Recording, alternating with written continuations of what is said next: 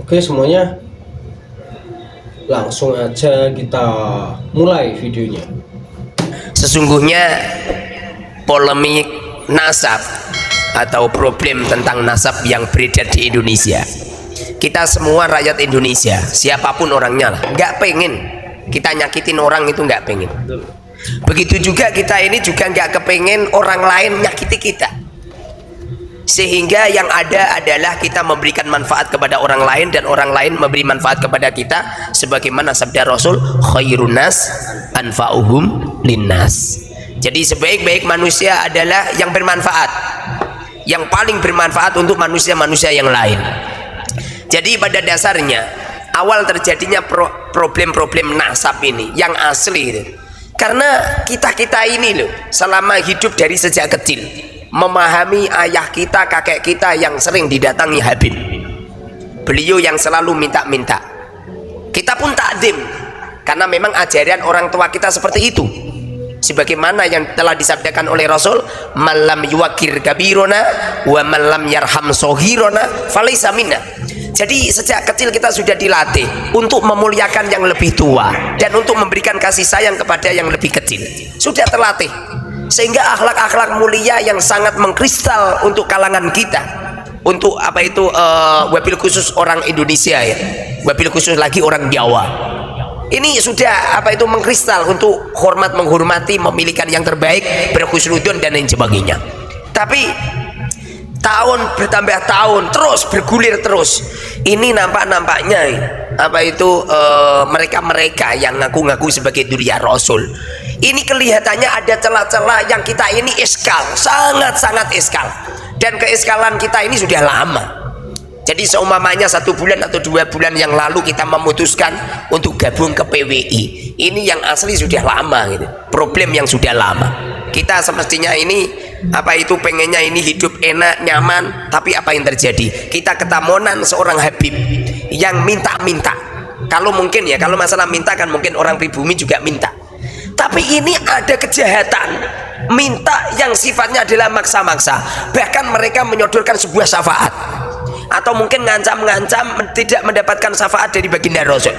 Nyampe pernah suatu ketika saya ini pernah ketamunan seorang Habib datang, beliau minta jubah, lalu saya ambilkan jubah, beliau tidak cocok, lalu saya ambilkan jubah semua. Di waktu itu satu bopet saya bawa, apa yang terjadi? Dibawa semua dibawa semua, yang ditinggalkan cuma 3 yang jelek-jelek gitu loh. Nah, jadi diborong semua. Dan ini tidak cuma itu saja, nyampe ada santri cantik lewat langsung ditembung, bahkan nyampe terjadi pernikahan. Bahkan apa itu pinjam motor katanya cuma 1 hari 2 hari, apa yang terjadi? 1 minggu 2 minggu 1 bulan nggak dikembalikan, dibawa pergi gitu. Walaupun pada akhirnya terus apa itu ada apa itu ada Habib Alwi yang melihat kejadian ini, kemudian dilaporkan di Polres, lalu dikejar. Alhamdulillah motornya dikembalikan. Tidak cuma itu saja, mobil kita padahal mobil itu mobil rental, jadi saya itu merental mobil, jadi beliau pinjam mobil, sudah kita gratisin. Apa yang terjadi? 2 hari 3 hari 1 minggu nggak datang. Pada akhirnya apa terjadi? Kita juga tanggung jawab untuk membayar apa rentalan, digadekan gitu loh. Pada akhirnya mereka tidak bertanggung jawab. Ini yang sangat-sangat meresahkan, dan ini madorot gitu loh. Padahal dalam kehidupan kita kan madorot, jangan sampai orang lain itu madorot pada kita, waladiloro, dan kita juga jangan sampai apa itu memadoroti ke orang lain gitu. Ini gara-gara semacam ini kami sering istikharah, belum ada jawaban. Di waktu apa itu Kiai Haji Imaduddin menggulir sebuah keilmuan tetis, kami masih tidak cocok. Bahkan pidato-pidato saya kalau panjenengan lihat di apa itu beberapa media sosial, saya ngecam tetisnya Kiai Imad, tidak setuju sama sekali, karena saking husnudonnya gitu loh. Karena apa itu, bagaimana tidak, Rasulullah mengatakan, aku tinggalkan kepada kamu semua 2 perkara, kan kitabullah wa itrati. Jadi apapun yang terjadi pada dzurriyyah Rasul tetap kita tutupi. Tapi apa yang terjadi? Masya Allah, tidak cuma itu saja. Nyampe saya itu sering dikatakan kiai fasik dan sebagainya. Gara-gara apa coba? Gara-gara ada yang jual sarung, satu kodi, 2 kodi, ada yang jual figura, padahal figuranya paling ya segitu lah. Ini kalau dibeli di pasar paling itu sekitar 500.000, dipaksa harganya 4 juta sekian. Lalu kita punyanya cuman uang 500.000. Habib mohon maaf, ini ada uang 500.000, udah nggak usah dijual ke saya, ini untuk Habib saja. Apa yang terjadi? Marah-marah, bahkan mengatakan ulama fusak gitu. Pada akhirnya kita hutang-hutang, walaupun setelah kita hutang itu kita juga terseok-seok untuk membayar. Ini loh, masya Allah. Setelah itu saya mendapatkan isyarah dan mendapatkan mimpi-mimpi dan lain sebagainya. Pada akhirnya kita putuskan untuk ikut PWI. Saya masuk di PWI ini yang asli itu, bukan berarti saya mendapatkan keuntungan ada dana sekian miliar gelontor. Jangankan ada dana gelontor, justru kita ini masya Allah kocek gitu loh. Jadi tidak cuman tidak cuman harta, tidak cuman tenaga, tidak cuman pikiran, nyampe kita ini seakan-akan ini bunuh diri kita, seakan-akan orang memframing dengan framing negatif, kecaman negatif dan lain sebagainya. Pokoknya masya Allah, ini kalau benar-benar tidak diniati untuk berjuang lillahi kalimatillah, untuk menyelamatkan anak-anak bangsa, untuk menyelamatkan pribumi yang saat ini kelihatannya sih Belanda sudah pergi Ustaz, tapi peninggalannya Belanda ini, Habib ini loh, masya Allah, mereka itu sifat-sifatnya itu, kalau kita mau berpikir dengan hati yang jernih dan otak yang jernih, ini ada indikasi untuk menguasai, indikasi untuk untuk menjajah. Dengan bukti banyak lah video-video, insya Allah rakyat Indonesia ngerti semua lah, nggak perlu kita jelaskan gitu.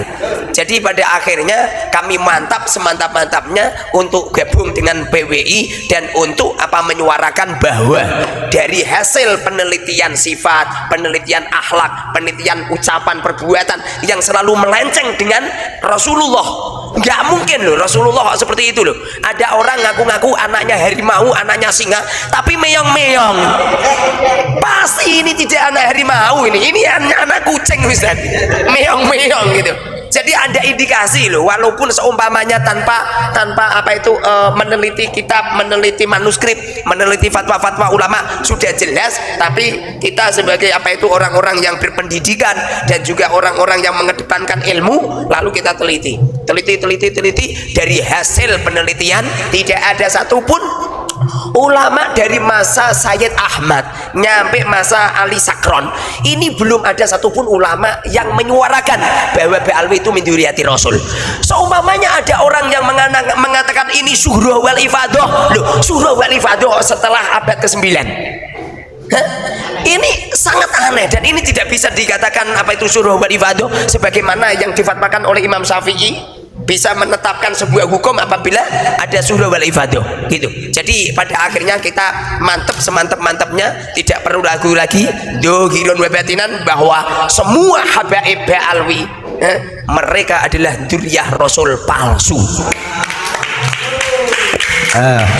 Angkatan Pak Kiai, ini kan kemarin itu ada yang ngirimin video ke saya, tapi videonya TikTok. Jadi ada penyampaian begini, itu katanya makanya punya si Muharrar Khudori ini dia pengkhianat, dia sudah khianat kepada Robitoh Alawiyah. Itu loh, maksudnya gimana tuh? Menurut tanggapan jenengan? Iya. Saya ada tuh, kirimin videonya itu ke Gus Mujib. Iya. Bismillahirrahmanirrahim. Jadi mereka-mereka yang mengatakan bahwa saya itu mengkhianati Robitoh Alawiyah atau mengkhianati Ba'alwi, bahkan katanya itu pondok saya bisa berkembang atas bantuan para habaib, ya kan? Itu yang pertama kali itu semestinya yang ditanya itu yang komentar itu. Sebab yang diinginkan itu apa gitu. Yang pasti kami belum pernah mendapatkan bantuan dari Habib 1% pun untuk pembangunan pondok, belum pernah. Kalau masalah Habib datang pengen bantu lalu ngukur, kemudian nggak jadi, datang lagi ngukur lagi, kemudian nggak jadi lagi, lalu datang ngukur lagi. Jadi ngukar-ngukur, istri saya itu nyampe ngomong gini, loh ini Habib mau pekerjaannya ngukar-ngukur, nyampe beliau wafat itu pernah. Jadi ngukar-ngukur nyampe beliau wafat itu pernah. Jadi apa itu nggak benar kalau apa itu pondok saya ini dibantu sama Habib, bahkan apa itu pondok saya maju pesat karena jasa-jasanya Habib, itu nggak benar itu. Kami bisa apa itu membuktikan semuanya.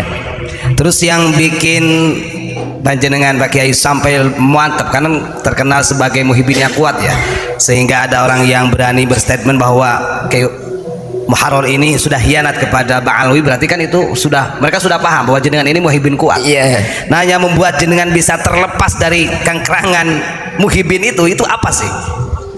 Dari apa itu pengalaman kami yang bertahun-tahun ya, kami didawiri sama Habib-Habib itu, minta uang, minta barang dan sebagainya. Bahkan pernah suatu ketika saya itu kan kebetulan bangun, kebetulan di samping saya itu herbil banyak. Saya ketamunan Habib membawa pick up, itu herbil saya diangkut semua. Bahkan semen-semen juga gitu diangkut itu loh. Jadi kami ini yang asli sudah SK lama gitu loh. Mosok Duriya Rasul seperti ini, mosok Duriya Rasul akhlaknya seperti ini, mosok Duriya Rasul malah merugikan dan lain sebagainya. Selain itu yang asli yang menjadikan kami mantap itu suatu ketika kami mimpi. Ini yang asli si ilmu sir ya. Saya harus menyampaikan karena ini adalah jembatan kami bisa mantap nyampe bisa seperti ini gara-gara Syekhina guru kami, tidak perlu kami sebut karena ada beberapa orang yang hasut kalau guru kami sebut. Jadi kami itu nganter istri ke pasar, jadi setiap jam 2 kan pasti saya istiqomah ngantar ke pasar. Ngaji saya sama santri itu dari setelah subuh nyampe jam 2 malam. Biasanya setelah jam 2 langsung kami ngantar ke pasar. Tradisi kami dari sejak kecil memang dawamil wudhu ya. Jadi nggak pernah kami dalam keadaan hadas. Suatu ketika kami duduk, kami tidak tidur. Cuma kami ini diberi keistimewaan oleh Allah. Sudah lama saya itu bisa mimpi dalam keadaan terjaga. Jadi seumpamanya orang itu mengomentari saya, memframing yang jelek, silakan. Iya. Yang paham tentang ini adalah orang yang pernah ngalami. Jadi saya ini sering nyupir mobil mimpi.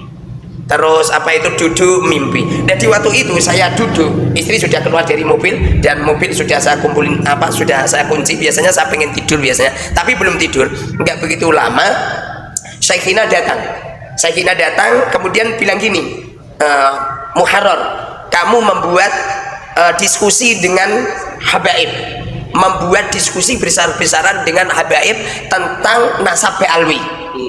Di waktu itu yang saya pikir adalah pengajian, karena saya ini termasuk orang yang paling ahli membuat acara. Jadi kami itu kalau membuat acara Ustaz tidak pernah mempersiapkan. Seumpama ya besok itu ada pengajian akbar, walaupun butuh sekian ratus juta saya berani.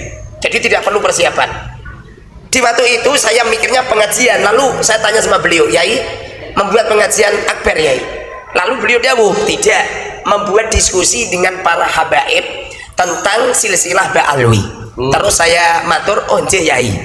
Lalu beliau memberi dompet sama saya, lalu dompetnya saya pegang, saya letakkan, lalu Romo Yai hilang, hilang. Di waktu Romo Yai hilang, saya masih ada di tempat supir itu. Ini dompetnya masih ada, saya pegang telur besar, mungkin telur banyak ya. Jadi saya gini kan, ada dompet warna hitam, ada telur di dalamnya. Saat itu juga langsung saya menulis di media sosial, mengadakan diskusi sama habaib. Pagi hari banyak habib-habib, banyak muhibin yang telepon, yang siap, bahkan ada yang pengen menyambungkan dengan Romel dan lain sebagainya. Tapi saya bilang, saya dipesan Romo Yai tidak sama pribumi.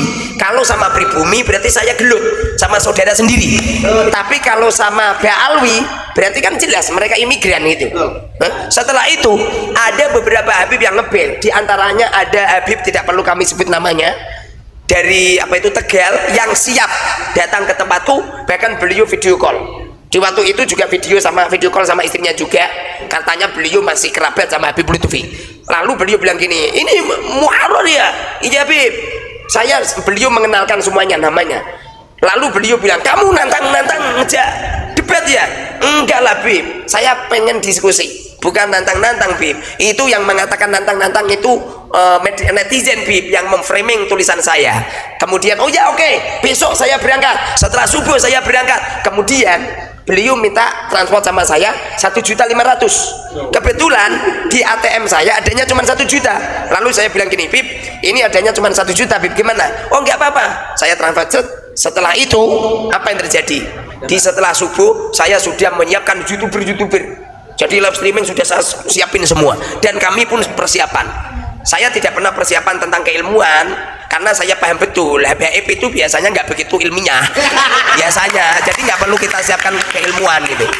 Setelah itu ditunggu jam 7, 8, 9 nggak ada, ditelepon nggak diangkat, di WA nggak diangkat, nyampe malam hari nggak diangkat. Di waktu itu kan kami juga live kalau apa itu ada Habib yang pengen anu dan lain sebagainya. Saat itu juga langsung saya ikrar untuk masuk ke PWI. Malam harinya saya bertemu dengan Romo Yai saya. Romo Yai saya di waktu itu umurnya 49. Jadi begini Ustaz, orang itu kalau mimpi bertemu dengan Rasulullah atau bertemu dengan siapa saja, kalau umurnya kok tidak umur akhir hayat, bohong berarti. Jadi saya itu ketemu sama Romo Yai atau ketemu sama siapa lah, itu biasanya umur terakhir. Jadi di waktu itu kan Romo Yai sakit di di kursi roda. Beliau nemuin saya, beliau cerita-cerita ilmu sir, ilmu yang aneh-aneh nggak perlu saya sampaikan ya. Lalu beliau senyum, pertanda kalau beliau ridho ikhlas atas saya gabung ke PWI. Setelah itu toh langsung saya memberanikan diri untuk debat, untuk apa itu diskusi. Bahkan nyampe detik ini belum ada satupun Habib yang diskusi sama saya kalah, belum pernah. Ya ini yang jadikan saya semakin mantap, karena saya yakin Syekhina beliau yang sudah masuk di alam dua alam dunia dan alam kubur. Sedangkan seumpamanya saya dinasihatin sama Ustadz Mujib, tidak mungkin saya percaya, karena beliau belum masuk alam kubur. Begitu juga ustadz-ustadz yang lain. Jadi yang menjadikan mantap seperti itu.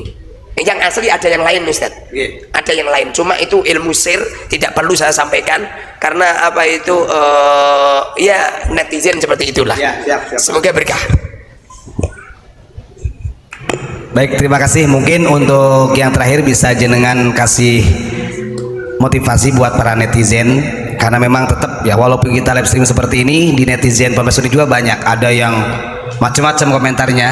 Artinya cara bersikap dalam hal seperti ini, monggo panjenengan untuk menutup sekaligus memberikan motivasi kepada mereka-mereka. Monggo. Iya. Bismillahirrahmanirrahim. Teman-teman semuanya, wabil khusus teman-teman kami yang muhibbin, insya Allah lah Kak, bukan sekedar insya Allah, saya yakin semua anggota yang masuk PWI itu mantan muhibbin semua. Nyampe saya diberi julukan sama Yai Imad, saya ini rajanya muhibbin di Indonesia, rajanya muhibbin ini. Jadi aku yakin teman-teman yang masih muhibbin saat ini, kalau memang darah panjenengan adalah darah pejuang, darah yang pernah ikut mengibarkan bendera sang merah putih untuk mengusir penjajah, aku yakin nggak begitu lama beliau akan ikut pada PWI. Tapi kalau mereka darahnya darah jongos Belanda, darah yang dulu seperti Habib di waktu terjadi perang Belanda, aku yakin panjenengan toh akan seperti mereka. Sebab ma fil abna, apa-apa yang terjadi pada ayah akan terjadi pada anak. Sebagaimana Abi Sufyan dulu memusuhi Rasulullah, pernah mengadakan perang kepada Rasulullah. Walaupun Sufyan ini punya anak namanya Muawiyah, yang beliau adalah seorang sahabat yang solih, ahli ibadah, ahli puasa, masya Allah luar biasa. Tapi apa yang dikatakan oleh Rasulullah pernah mengatakan kepada Muawiyah, akan terlahir dari dirimu seseorang yang akan membantai keluargaku. Nyampe Sayyidina Muawiyah ini tidak mau nikah karena sudah pernah dikatakan Rasulullah seperti itu. Tapi apa yang terjadi? Pada akhirnya Sayyidina Muawiyah punya penyakit yang sulit diobati, dibawa ke dokter, dibawa ke tabib, dibawa ke dukun-dukun, tidak ada yang bisa menyembuhkan. Semuanya menasihatinya untuk nikah. Tapi berhubung beliau sudah dikatakan Rasul akan terlahir pada dirinya seseorang yang akan membantai dirinya Rasul, beliau pun tidak mau nikah. tapi penyakit semakin kronis, semakin luar biasa. Pada akhirnya ada seorang ulama, ada beberapa orang-orang apa itu pendeta-pendeta menasihati sama beliau, wahai Muawiyah, nikahlah kau dengan seorang wanita yang mandul, diperkirakan tidak bisa hamil, kemudian diterimanya lalu nikah. Apa yang terjadi? Baru dikumpulin satu kali langsung hamil, lahirlah Yazid. Bagaimana setelah Yazid lahir? Yazid inilah yang mengerahkan, bahkan menjadi gembong pembunuh Dzurriyyah Rasul bersama dengan Ubaidillah bin Ziyad. Ini dua gembong, dua gembong yang pernah membantai Dzurriyyah Rasul. Makanya jangan heran, ma fil aba fil abna, apa-apa yang terjadi pada ayah akan terjadi pada anak. Aku yakin mereka-mereka yang benci dengan ulama-ulama yang memperjuangkan Wali Songo ini, mereka yang benci, bahkan menfitnah, bahkan mencaci maki, mereka itu juga jongos-jongos Belanda. Dulu di waktu zaman penjajahan, mereka juga ikut serta-merta untuk membantu para Belanda. Maka darinya, para teman-teman yang masih jadi muhibbin seperti saya dulu, ayo kembalilah panjenengan semua ke bumi pertiwi. Bumi pertiwi masih menerima pertobatan Anda. Jangan pernah husnudon, nggak bener. Husnudon setelah ba'da wujudi dalil tidak boleh. Husnudon setelah mengetahui ini ada dalil tidak boleh. Kamu sholat, setelah sholat Ustadz langsung ambil air wudhu, langsung istihad. Istihad menghadap kiblat ke sana, sholatnya menghadap ke sana, mengira kiblat ke sana. Setelah sholat, di pertengahan sholat Ustadz Mujib ngomong, Ustadz kiblatnya di sana, kok ngeyel, maka sholatnya tidak sah. Husnudon semacam ini tidak sah, karena ini ada hubungannya dengan Rasul. Perkara yang ada hubungannya dengan Rasul wajib diteliti, seperti wahyu yang diturunkan Allah kepada Rasulullah, seperti dawuh-dawuhnya Rasul hadis, seperti amaliyah rohnya Rasulullah, seperti penetapannya Rasulullah, bahkan darah yang mengalir kepada cucu-cucunya, sehingga kita tidak membuka sedikit pun peluang untuk oknum-oknum yang mudah ngaku-ngaku duriannya Rasul tapi akhlaknya jauh dengan Rasulullah. Pada akhirnya dialah orang yang meloreng-loreng Rasulullah Shallallahu Alaihi Wasallam. Sesungguhnya kita semua teman-teman di PWI, panjenengan semua ini toh, sesungguhnya panjenengan telah memperjuangkan orang-orang. Ya oke semuanya, mungkin di video kali ini cukup di sini dulu saja. Bila ada salah kata atau ucapan, mohon maaf yang sebesar-besarnya. Jadi jangan lupa di like, komen, dan subscribe dulu. Dan sampai jumpa di video selanjutnya.